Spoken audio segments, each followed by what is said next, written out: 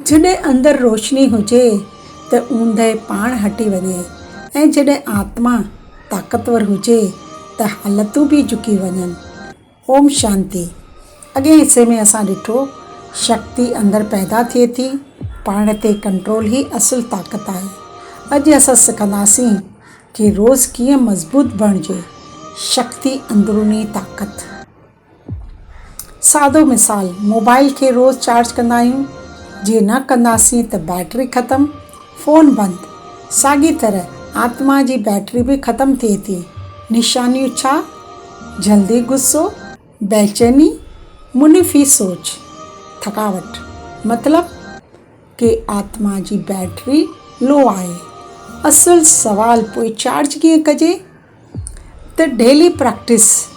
उन जे लाइ 4 सादा तरीक़ा।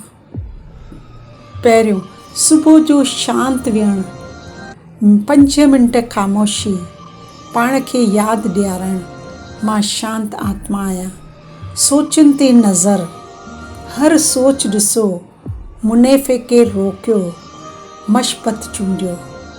रिश्तनि में प्यार, इल्ज़ाम न, सम्झ ऐं नरम लफ़्ज़। निस्वार्थ सेवा, कंहिंजी मदद बग़ैर उमेद।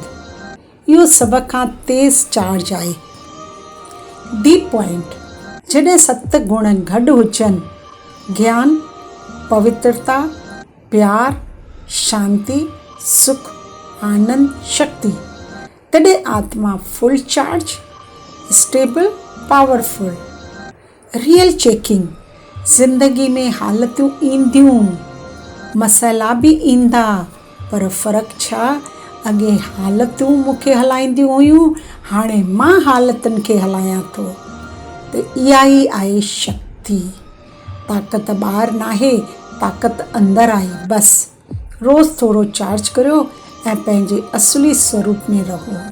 ईंदड़ क़िस्त में असां नए गुण ते सम्झंदासीं जेको ज़िंदगी खे मक़बल तौर सां बदिलाए छॾींदो। ओम शांति शांति शांति।